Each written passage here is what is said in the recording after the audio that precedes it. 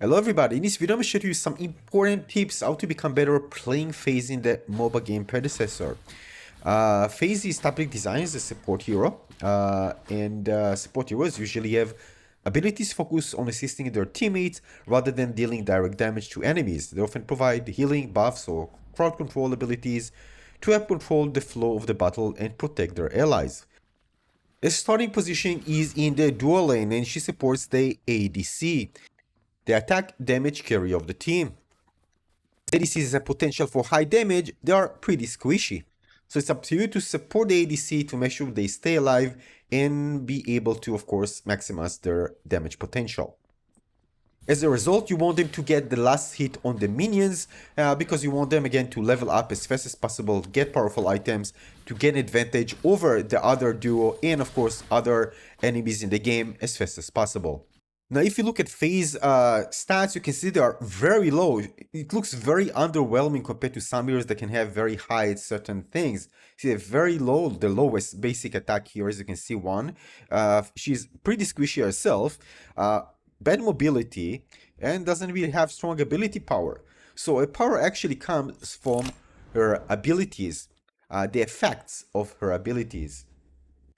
Now, of course, you can buff it up and improve her to some degree using items. We're going to talk about it later.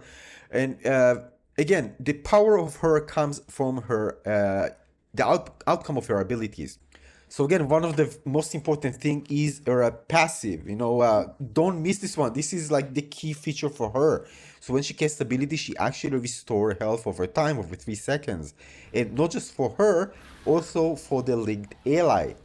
Alright, they receive the same healing. And again, this doesn't stack, so you need to make sure that the first one is actually finishes and then it's going to do it again. It also can be used not just during battle, but you can just cast it just to make sure to restore health for your character, just casting an ability. And again, from mid game to late game, you're gonna have plenty of mana, so you can just spam it and just restore health. So your ally you're connected to and yourself can stay alive without actually going to the base again. You need to understand this is by itself is very powerful because again, if you're not forced to go to the base because you are low and afraid of getting hit and die, this allows you to stay longer and farm more and actually become stronger and level up faster, right? Or the one you're actually working with, the ADC. So the more you stay again, the more you can actually strategize, build upon taking objectives and farm more. And all of this leads up to your team and you and of course your ally that you support become more powerful. So this is why this passive by itself is a very powerful. For example, in this particular case, me and the ADC were actually going to the objective, Fangtooth, and you can see that I'm getting hit pretty badly. But you can see that I already have my healing ready, and of course I'm healing while actually casting my abilities. So I was able to actually even tank Fangtooth while actually continue healing and not dying here and getting the objective. Now, a telekinetic link is also very powerful by itself. You basically have control over your character's location. You connect to the character, you also buff the character's you and your connected ally physical power and magical power as well, make them more powerful. And if you reactivate it, you will pull the linked ally towards you. This, by the way, can also help save ally from maybe being under tower by taking chances to get get a kill under the enemy's tower. Maybe an ult was activated and you probably your ally will die unless you're gonna pull it. So you can really cancel some of the ults by just pulling your ally towards you if you are far away, of course. I'm going to talk about positioning in a moment. And you see the link will break if the target goes out of range. So it's very important with FaZe to position yourself well. All right.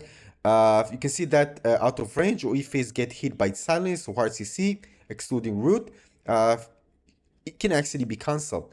So basically, positioning with FaZe is a key. One item that you consider taking, by the way, to have this anti-disruption capability is the True Receiver Bracelet. When you cast your ultimate ability, it grants you, you see 200 plus 20% bonus health shield for 4 seconds. While the shield holds, you gain CC immunity.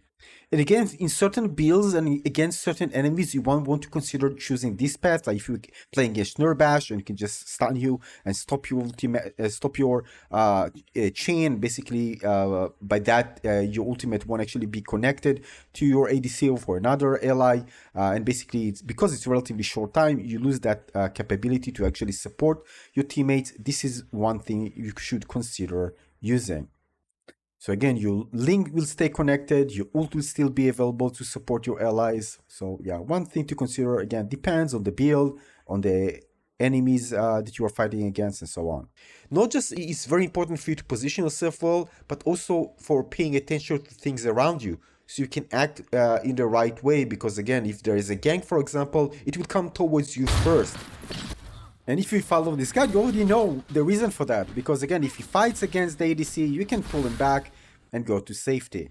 So if the jungler gets you first, he might even get both of you. Now, the next one is Psychic Flare. Again, there's lots of utility here. First of all, there's going to be a blast around you and around phase and around the connected ally. So you're going to deal lots of damage, but connected ally we take 20% damage from the second flare from the ally you're connected with. This allows you to deal extra damage while actually being away, while actually using your ally as kind of a pivot for actually making an explosion in yourself as well. This allows you also to get kind of a last hit kills, although again you should give the ADC and others who are dealing damage dealing, but again in case you really need to kind of get the finisher and you want to prevent enemies from getting away, this is the way to do it. The other thing is going to blind enemies. If I know like 1.4 second doesn't sound a lot, but it is if you position yourself well, and especially in group fights, it allows you to reposition while you actually been targeted, reposition yourself or just get away. If you are behind a certain cover, you can just get away. By the time the enemies are trying to find you out, you also take a few 2 seconds, 3 seconds, and you're already going to be far away from them. So you're going to be saved. So again, Psychic Flare is great for both defensive and offensive capabilities in a single one. So you can see already why Phase is becoming very powerful because of all the effects of her abilities. The other thing is Energy Lens, another powerful one. Channel a beam, you deal damage, but the damage is not the main thing here. The idea here that you apply, you see stacking of 4% slow that lasts for 0.8 seconds. After each 8 stacks, the target is used for 1.25 seconds. And the next instant of damage will deal damage, you see magical damage.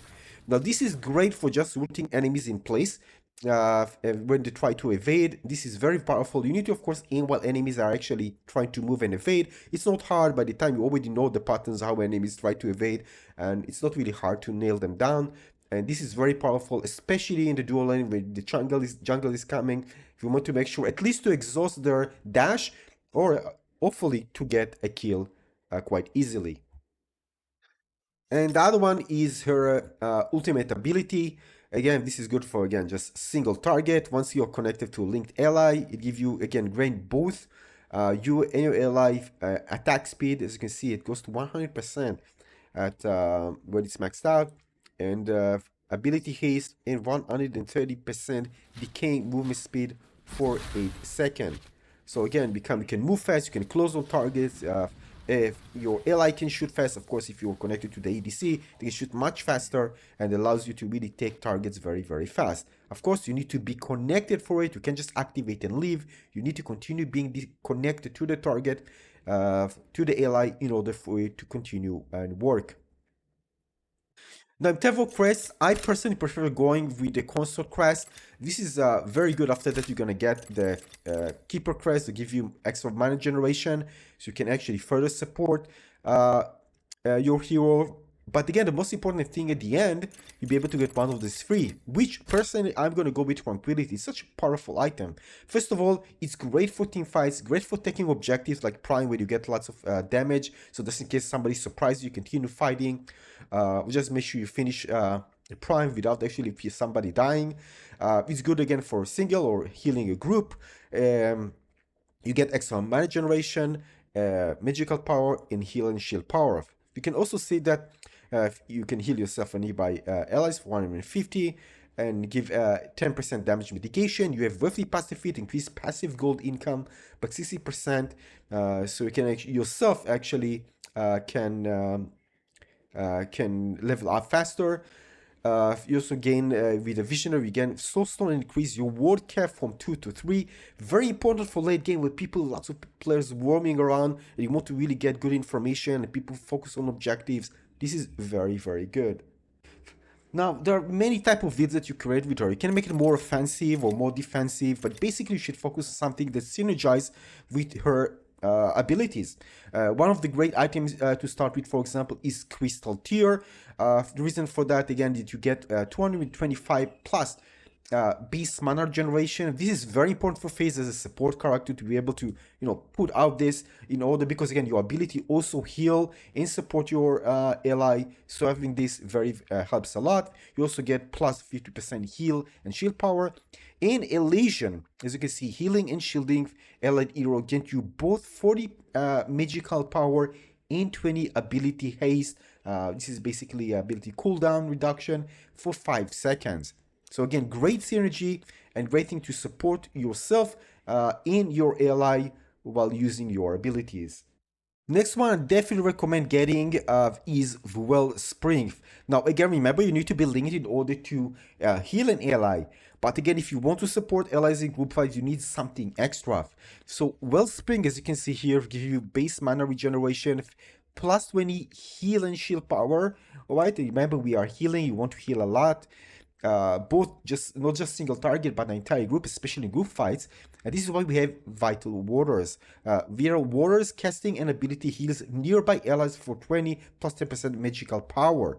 Right, this is one we also to make sure that we get extra magical power with our items over 2 seconds. And the Soothing Water, Vital Waters heal an additional 8% of your lowest allies' maximum health. Basic attacks against enemy heroes reduces the cooldown of Soothing Waters. So basically, this allows you to actually also heal your allies, not the one you just connected to. Very important, in my opinion. Works so well in group fights. Highly recommended getting this item. Now, again, remember, you're going to be squishy. And we focus until now on something that improves your ability to support. But you need to support yourself to be alive. If you're not alive, you can't support anybody. So this is why in mid-game onwards, you need a good item that allows you to do just that.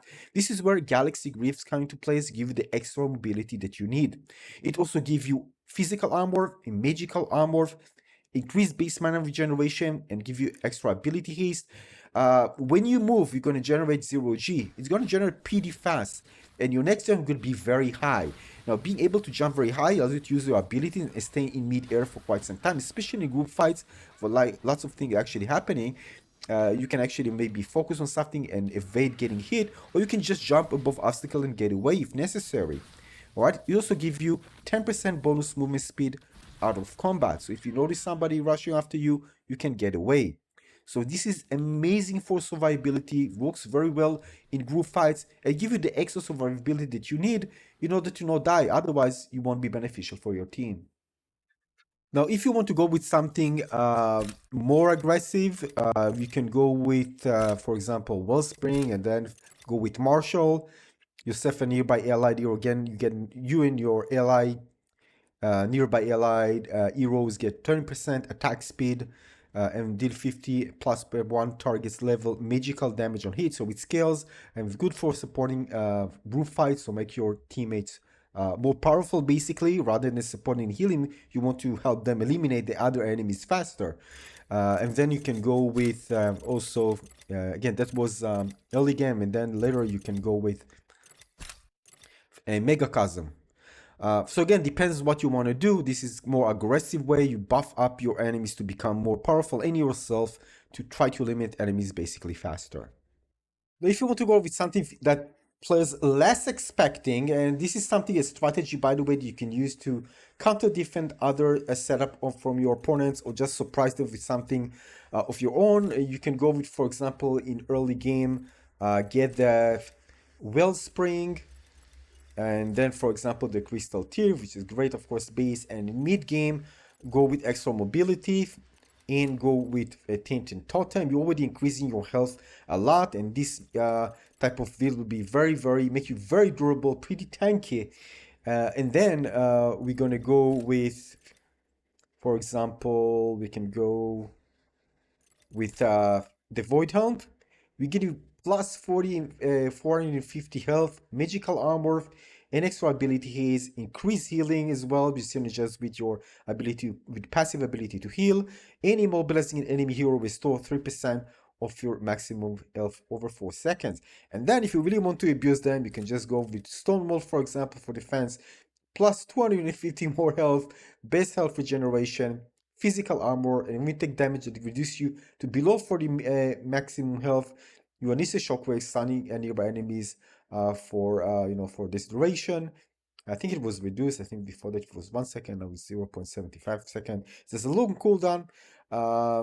Take 10 plus bonus physical armor, decrease damage from physical abilities. So if they jump on you, it's going to be devastating for them because your teammates can crush them while you're actually being quite tanky, even to heal more, so you can even heal yourself with your passive as well. You become very, very tanky with lots of health and lots of damage reduction capabilities. So again, there are different things I'm going to share, of course, later on my channel, some specific builds, and we're going to go through more about the itemization. But overall, personally, I prefer going more of the defensive route, trying to buff my teammates and have very strong healing capabilities to keep my teammates alive, rather than going something offensive that synergizes with higher magical power for me and for my teammates. Again, the other thing is that I usually pay attention if there are many tanks, I can change my build, but the thing is that usually when I play with teammates where I can communicate with, I can go something more offensive because they can protect me quickly, but if not, if I play myself against randoms, which happens a lot, I prefer going with something more defensive. Because then I need to keep myself alive well, and of course, if I keep myself alive, I can help keep my teammates alive. Another thing to note is that some items will continue being added to the game most probably and updated and changed, so build and the meta will change. So it's always important to kind of know the changes and adapt. Even if you have a favorite build, make sure to stay up to date with all the changes. Well, let's talk about some dual lane tips. So first of all, again, your job as a support is to support the ADC. In the lane, of course, you can later on, when the game opens up, support other heroes as well. The idea is that you need to harass. Try to focus on harassing the ADC to prevent the ADC, because this one is the damage dealing that try to get the last hits on the minions. So if you harass the ADC, you can kind of ruin that last hit and basically try to reduce the time it takes for the other ADC to level up. However, keep in mind that some support characters can be more aggressive, and it's better to have them, movement checked, so you won't actually go into your ADC from far. So it really depends on who you're actually playing against. Because keep in mind that if your ADC is being harassed, eventually we can miss some of those last hits and basically level up slower. So again, try to harass and zone enemies to prevent them basically from farming effectively. So again, it really depends on the hero you're actually playing with and against, but basically try not to overextend. This gives you more time to actually chase enemies and for the jungle to attack them as well, rather than going to the other jungle side. So basically what you want to do is to make sure to use phase ability to actually stun enemies from far. And again, if enemies are closer to you, you can exhaust their dash ability and be able to stun them from far, allowing the jungle or your ADC to catch them up. But again, if you know that the jungle, for example, is on the other side of the map, you can try to push through, release yourself, and maybe attack from mid. It all depends on the dynamics of the battle. Again, always watch the map to try to keep your team as alive. Here you can see, for example, I see Gideon is low. I can just quickly go there and take it towards me and save him.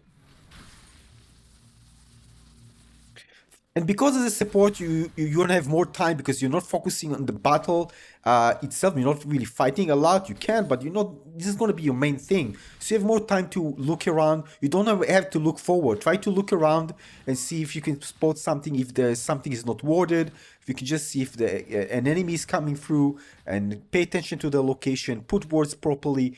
You kind of manage, the awareness of the battle. You have more time to do so. So do it. And again, always manage your distance and the link distance, because again, for example, if there's a Richter, you can pull through and disconnect the links. You want to be able to pull back. Try to keep distance so you can actually have a wider angle wider field of view of what's actually happening while being able to react in time just in case an enemy pops. So maybe several enemies, you need to be able to react in time. And in some other cases, I'm the initiator. If I initiate, I jump through, I blind and allow the ADC to play with me and jump into the fight and get a kill. This might be even more true if you're going with an offensive build and you want to really take quite a big chunk of enemies' health to prevent them from being aggressive. If, for example, you can see that I'm moving first, I'm trying to get a stun, I blind and give Mordok an option to kind of lower the health quite significantly. Now at this point you also got hit, but keep in mind a bit later on you can be more aggressive with that because you're a healer as well. You can heal, while if the other support characters don't have lots of healing capabilities, you're gonna have an advantage. Again, it depends who you are playing against. And take advantage of opportunities.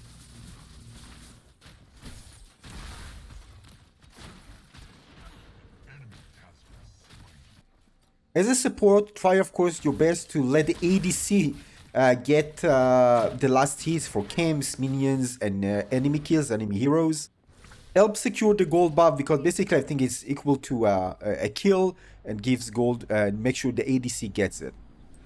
And the other thing is try not to exhaust your dash. Again, use it only as emergency, only if necessary. The jungle, we try to exhaust it and come back, and once you are without the dash, they can easily eliminate you. So again, use it only as an emergency exit to not get killed.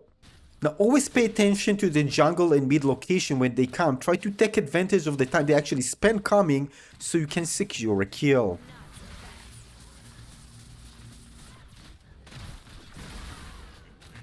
Well, not you specifically, but again, preferably the ADC or the mid or the jungle.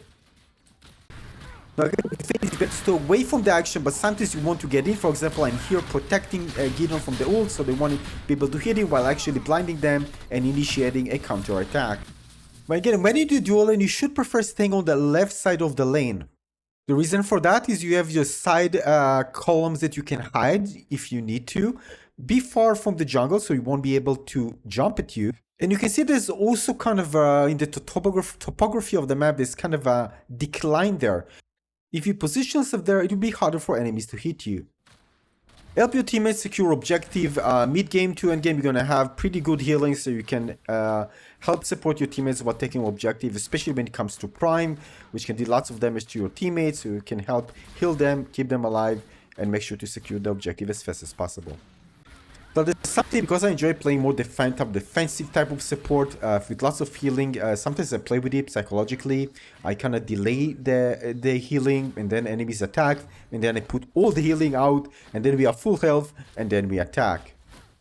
Other thing you should know that Fangtooth is where near the dual lane, alright? So when you do dual lane, you need to help support or is securing the Fangtooth objective, whether Prime is going to be on the other side near the solo lane.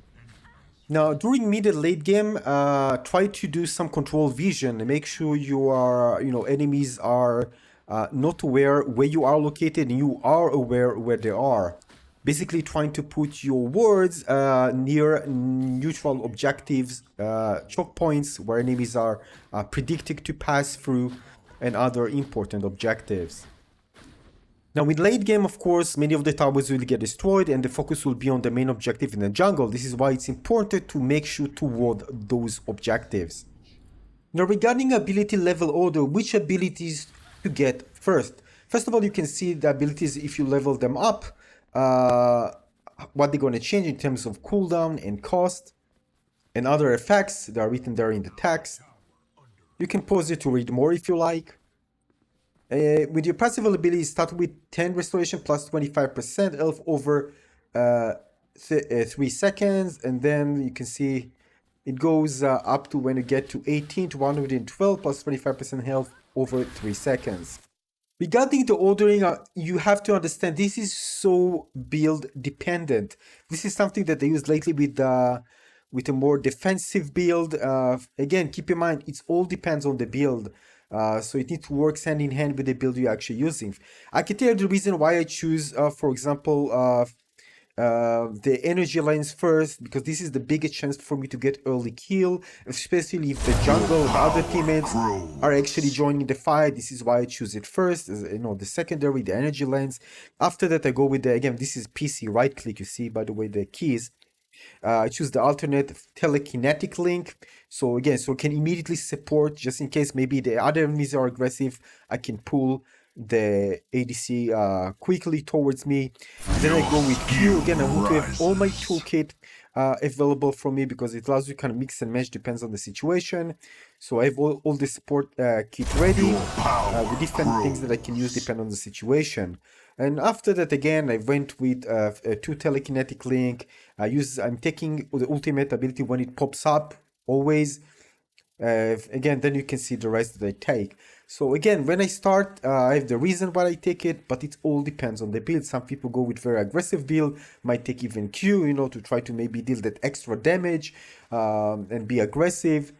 It all depends on the build. So this is something that you see and you say, all right, I'm just going to use it. Match your build, but this is likely what I use with my defensive build, and it worked quite well. You also need to pay attention what the other players are actually using as well.